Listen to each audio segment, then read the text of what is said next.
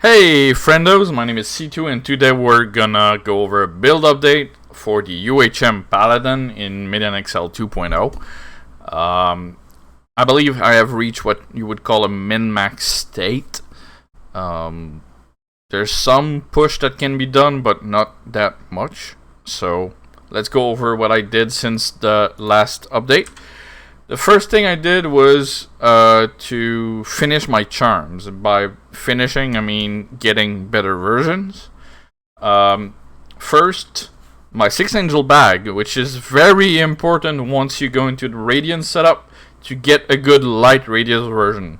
I was at -3, so that's a... If you do the math with me, that's an 8 light radius more, so that's 16 spell focus. And that's 21 more fire spell damage, which is a huge bump. The other things I did was farm a Quothsin, an updated Quothsin trophy to put on my sleep, which gives me 20% more elemental damage from Bloodlust, which is amazing. And the damage reduction is great because we don't really have any magic resist with this build, so that's a good start. As you will see later in the footage, in Scosglen we tend to be a lot more tanky and I can do more things, which is great. I went for a big Vit Umbaru. I went for... Oh yeah, I got a trophy for a good cold fusion with a big Vit too. Amazing. And I went for a big Vit Fool's Gold with decent magic find. And the biggest part was getting the Riftwalker. That fight is strangely hard. I feel like he has a bit too much life. It took me about 50 runs to do it. I did it twice. Here's a big tip. If you're gonna do Riftwalker, don't do Belial at the same time. I say that because I had 10 Book of Lies in my cube, had the buff going, and I panicked, and I got killed with my cube underground. It was a bad idea. Don't farm Belial while you farm your Riftwalker's Eye. Just saying. And I think that's pretty much it. I went for a much bigger Book of Lies and more defense on my Vision of Ekarat. I believe the rest is literally maxed out. I'm not gonna seek more trophies beside Brother Laz, which I might do with this build. I don't know. I haven't really practiced him or anything. But yes, that's pretty much it for this. By the way, you cannot do a Strogat, so I already bought a good life. One, I bought my Book of Median. I can't do that yet. I farmed this. It's not amazing, but it's important to have a good spell damage and AR roll on it. And I did kill Oldie by myself. So outside of the 2 big bosses now, I don't have anything else to do with Ubers, which is great. Next, stats wise, that puts us at what I believe is one of perfect charms outside of Brother Laz trophy. Max res. That puts us at 82 there, and the rest is max there. So it makes a huge difference to get all your charms. I cannot state that more. Next, let's see what the new stats looks like. Is that all? Yes. Okay. So we are looking at 576 spell focus, 541 spell damage, and wait, I'm missing something here. 191. If I do put this buff on, I have 204, which is only needed for the Ultra Eye Hand Ubers. So don't worry about that. I did respec out of Elemental Wisdom and pushed these Spark of Hope as high as I can. so I had not to get hit rate, like the combat speeds on Jewels anymore. Speaking of Jewels, I can reach this because of Jewels. What happened is I min-maxed everything, and I tried to my Jewels. I try to be better than a third rune, TYR, which is 4% fire damage.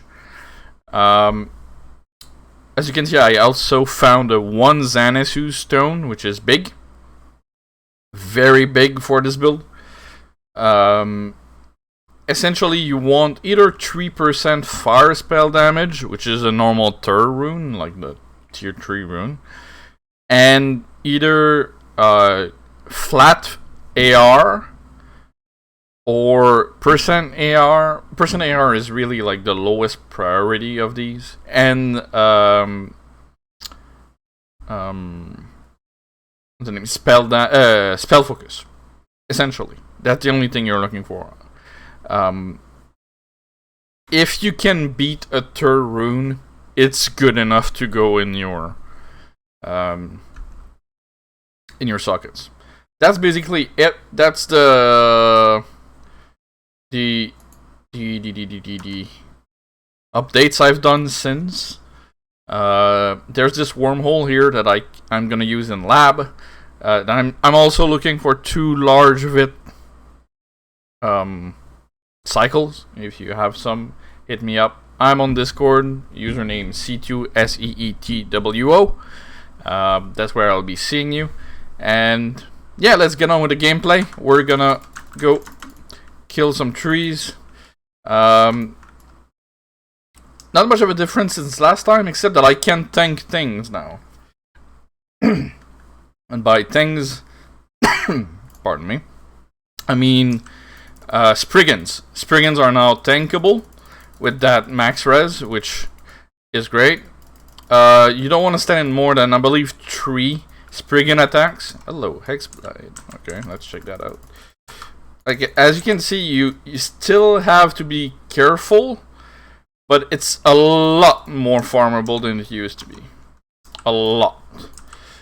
Sapling guards. As you can see, the mana is going down, but not that much. So that tells me that I could probably find a new Locket of Dreams and go for MF instead of mana regen on that that section. That could be good. I might look into that. I'm also looking for ethereal version of Robe of Steel and Binding Threads. So if you get that, hit me up. So yeah, Spriggans are not like an immediate like death sentence anymore, which is, if you ask me, very big. These still take time, but might as well do them. And the little dryad spawns are still the biggest pain in the ass in this place. Oh boy, that was monk-ass. Good lord. Again, you can see where the issue is coming from. There's little dryad spawns everywhere. There's a big concentration of hard mobs, what I would qualify as elite mobs, the Aetherborns and the Saplings. Woo! Should use Ward of Fate a lot more. That's a lot of trees. Do not stand in the Aetherborn's channeled attack. It's just, you're not supposed to tank that. Unless maybe if we get a bit more, like more Xanasus, which would be big, not gonna lie. God, I hate the spawns. This should be a good demo of how survivable this is. I feel like we have this on farm. Here's the issue. I think we... this is not fast enough to really be like a farming section. See, these portals are such debates. I'm assuming we're gonna have like a new dungeons in 2.1. If not, why? Why am I exulting? Why? And yeah, that should have been like a really good demo of how good it gets when you're at the very top end. I don't think there's much improvement to be done as far as farming Scosglen with this build. Sadly. I don't know if it's the same for every build. I would assume these max res are pretty much the minimum you want to be comfortable in this place, depending on probably how ranged plays out. I believe I'm only one poison away from absolute maximum, so that's not exactly something I can work on.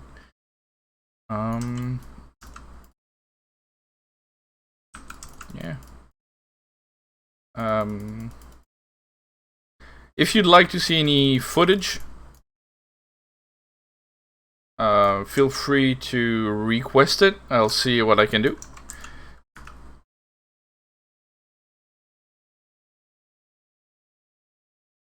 See how that was much easier than the last video. Etterborns are much less of a pain now. Just say that. I would love one or two more cold Xanisus to deal with them easier, but it's just a matter of either finding them or buying them, I guess.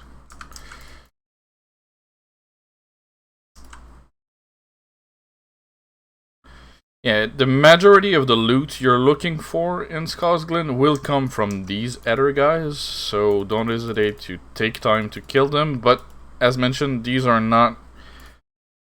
It feels like this is not enough to make this place an absolute killer of a good farming spot. Like, the XP is slow, you don't kill that many things. Don't have super drops, and I think Scosglen has a bias but for enchanted runes, but they really don't seem to drop that much, even if you kill all the trees.